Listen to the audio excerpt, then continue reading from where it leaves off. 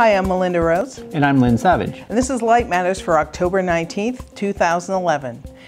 In this week's 5 Minutes to Enlightenment, photon emission from diamond is controlled, a lens autofocuses by mimicking the eye, and Laura Marshall reports from OSA's Frontiers in Optics 2011. A team at Harvard has captured light in tiny diamond pillars embedded in silver, enabling the release of a stream of single photons at a controllable rate and at room temperature for use in quantum computing.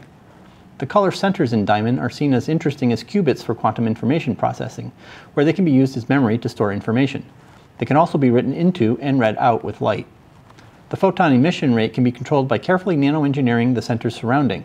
Attaining fine control, however, has been difficult. One of the main challenges has been efficiency, both in terms of writing information into the spin of the color centers as well as in collecting the photons they emit. Another challenge is how quickly you can perform those processes.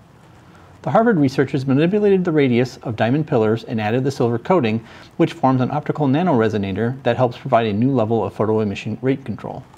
The devices can be mass-produced using conventional microfabrication and nanofabrication techniques, a unique accomplishment in the field. The finding was published online this month in Nature Photonics. New work in Norway that allows a cell phone camera to autofocus by expanding and contracting like a human eye is attracting interest from companies such as Apple and Nokia.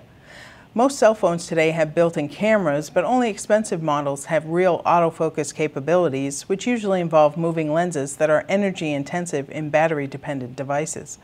6 years ago, a group affiliated with the Scandinavian research organization SINTEF began exploring ideas for new energy-saving features that would provide autofocus in small optical systems. To mimic eye muscles, they had to make a ring of material contract and expand almost without expending energy, and at the same time construct a gel-based lens in the middle that was soft and variable.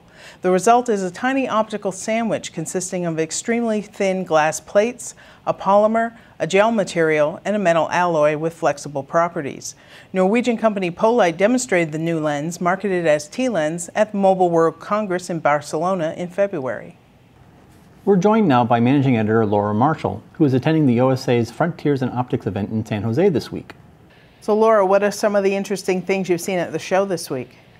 Oh, Melinda, there has been so much. Everybody is so excited about the technologies they're discussing. The energy has really been high throughout the conference.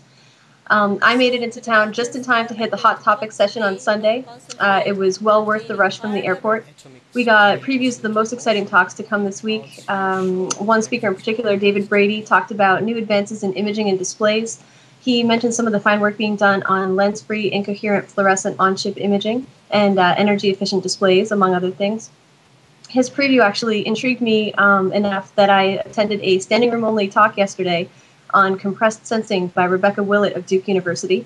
Basically, they filter out unnecessary image data from necessary data, and they can end up really accurately producing basically the same image.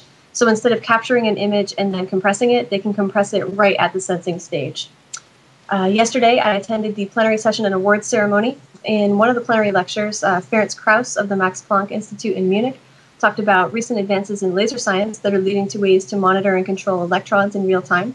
He reviewed the first decade of attosecond science and said one of the challenges of the next decade is to extend attosecond technologies to probe strong field phenomena in dielectrics.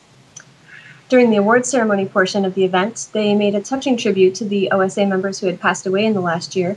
Two past OSA presidents died very recently, actually, Anthony Siegman and Aidan Meinel, and the colleagues who had been especially close to each of them gave moving speeches. Donations in memory of both can be made to the OSA Foundation at osa-foundation.org/give. As for the rest of the talks, the technical talks I've attended so far have been so diverse and the presenters have been so enthusiastic, as have the people asking questions afterwards. This morning, I went to a tutorial on metamaterials by Shang Zhang at Cal Berkeley.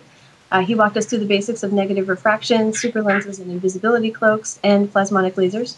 He talked about some of the recent experiments on metamaterials phenomena, from the first cloak, which was made at the microwave frequency, to a carpet cloak with low loss made entirely from dielectrics. There's really some exciting stuff going on in that field, and it was nice to hear from such a prominent member of that field. And the exhibit floor opened a little while ago, so I'm going to head over there and fight the crowds and see what the exhibitors are emphasizing for the Frontiers in Optics audience. Great, Laura. Well, enjoy the rest of the show and safe travels home. Thanks so much. Well, that's it for this edition of Light Matters. We hope you will share the link to this video, or any episode of Light Matters, with a friend or colleague. You can do that simply by clicking on the icons at the bottom of this player. We'd also love to hear from you. Please send your suggestions, questions, or comments to lightmatters@photonics.com. You can also follow Photonics Media on Facebook and Twitter. Thanks for watching, because it's only 5 minutes to enlightenment. Without light, is now wherever you talk, everything is light. Even if you go for shopping, you see the scans, that is light. You go to your entertainment, that is light. So without light, you cannot do anything.